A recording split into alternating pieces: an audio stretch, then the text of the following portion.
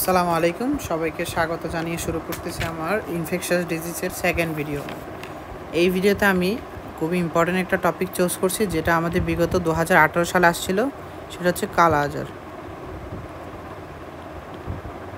ওকে, তাহলে এই টপিকটা আসলে ইম্পর্ট্যান্ট। এটা ইনশাল্লাহ আমাদের 2020 বা 2021 যে আমাদের যে প্রফটা হচ্ছে সেটার জন্য কিন্তু ইম্পর্ট্যান্ট একটা টপিক। যাই হোক, কালার জন্য আমাদের আসলে জানতে হবে এটা কি। আমাদের কিছু সিনারিও বেসড কোয়েশ্চেন আসতে পারে, সেজন্য কিছু সিনারিওর জন্য কিছু কী জানতে হবে, ফিচার্স জানতে হবে, যাতে ফিচার্স দেখে বুঝতে পারি this is a case of colour আজার। ওকে, দেন আমাদের ইনভেস্টিগেশন জানতে হবে, কমপ্লিকেশন জানতে হবে, তারপর হচ্ছে কি ট্রিটমেন্ট জানতে হবে। তাহলে এই হচ্ছে মোটামুটি আমাদের জানার টপিক। এর বাইরে কিচ্ছু জানতে হবে না। এই চারটা টপিক জানলে মোটামুটি এনাফ। তাহলে আমাদের জানতে হবে সিনারিও, ওকে, দেন হচ্ছে কি ইনভেস্টিগেশন, কমপ্লিকেশন, ট্রিটমেন্ট। এই চারটা জিনিসই আমাদের মোটামুটি জানতে হবে। এখন দেখেন সিনারিওতে কি থাকতে পারে। সিনারিওতে একটা ফিভারের হিস্ট্রি থাকতে পারে। ওকে, কার্ডিনাল যে ফিচার্সটা আছে, একটা হাই গ্রেড ক্রনিক ফিভার, মানে fever more than 2 weeks. Okay, তাহলে high grade chronic fever,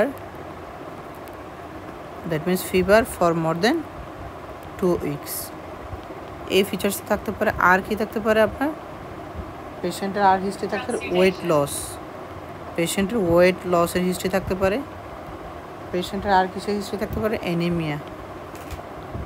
anaemia থাকতে পারে। ওকে, এর আগের ভিডিওতে আমি ম্যালেরিয়া স্পেলিংয়ে লাস্টে এইভাবে লিখছিলাম, খুব সম্ভবত ম্যালেরিয়া। এইটুক লিখলে চলে, আমি ভুলে খুব সুন্দর একটা দিছি, এটা আসলে কেটে দিন। হ্যাঁ, এইটুক লিখলে চলবে। এছাড়া আপনি ইনভেস্টিগেশন করলে পেশেন্টের বা এক্সামিনেশন করলে স্প্লিনো মেগালি পেতে পারে। ওকে, আর মোটামুটি এগুলো হচ্ছে কি আমার আপনার মোটামুটি কি সিনারিও বেসডে এইসব ফিচার্স আমাদের জানলে এনাফ। এবার সে আসলে ইনভেস্টিগেশন আমাদের কি করা উচিত। দেখেন, ইনভেস্টিগেশন যদি বলি, নাম্বার 1 ইনভেস্টিগেশন যেটা না করলে নয়, সেটা হচ্ছে কি আপনার মাইক্রোস্কোপ। সরাসরি মাইক্রোস্কোপ এক্সামিনেশন না, যে আমরা শুরুতে একটা কমপ্লিট ব্লাড কাউন্ট করবো। এটাতে একটা কার্ডিনাল ফিচার্স পাবো, সেটা হচ্ছে কি প্যানসাইটোপেনিয়া, ডাব্লিউবিসি, আরবিসি, প্লাটলেট সবগুলো কমে যাবে, প্যানসাইটোপেনিয়া পাবো। ওকে, 2 নম্বর ইনভেস্টিগেশন কী করবো, মাইক্রোস্কোপিক এক্সামিনেশন। এটাতে মূলত আমরা অ্যামাস্টিগোর যে ফর্মটা আছে সেটা বের করব। তাহলে এটার জন্য আমাদের কী করতে হবে, স্প্লিনিক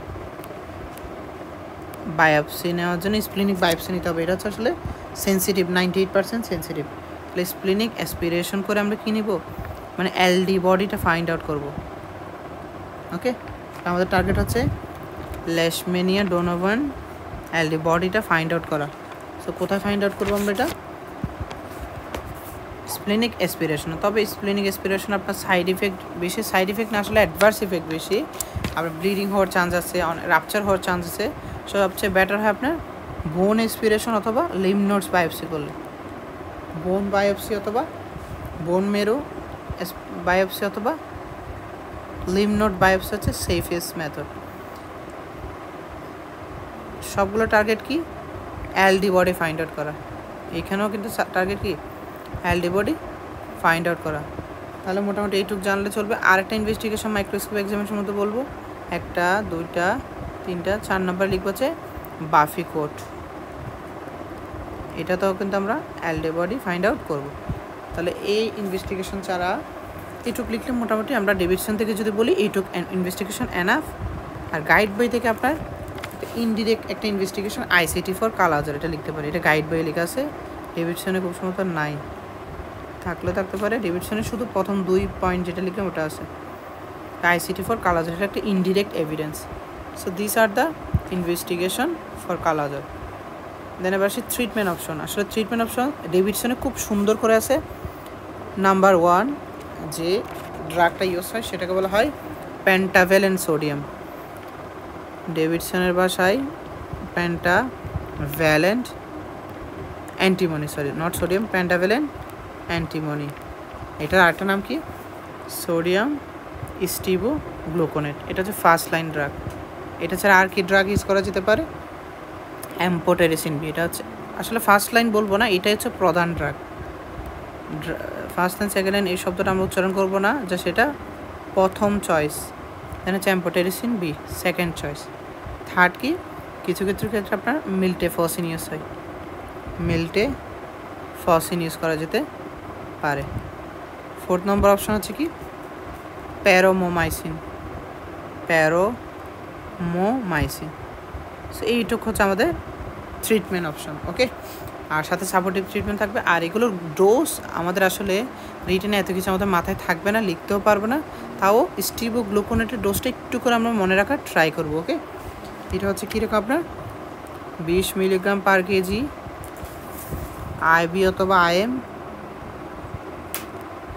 ফর 28 to 30 days।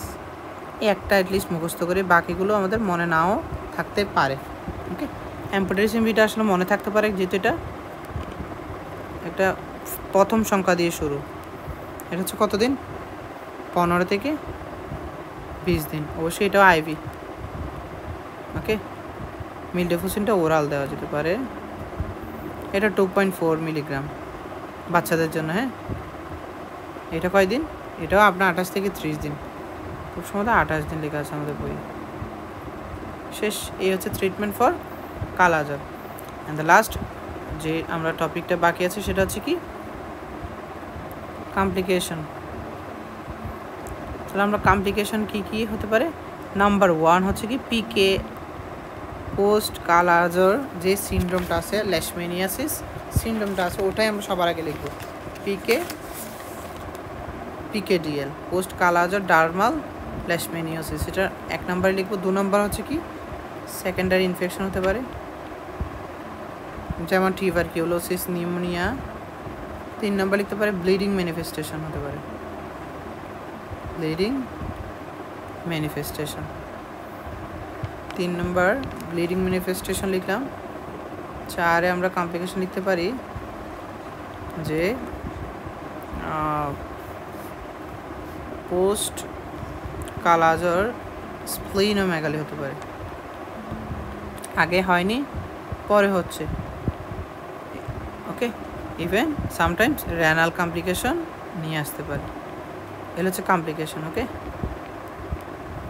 যেখানে গ্লোমেরুলোনেফ্রাইটিস, নেফ্রোটিক সিনড্রোম, গ্লোমেরুলোনেফ্রাইটিস, এই দুটা রোগ মাথায় রাখতে হবে। ওকে, তাহলে এই হচ্ছে আমাদের কি কমপ্লিকেশন।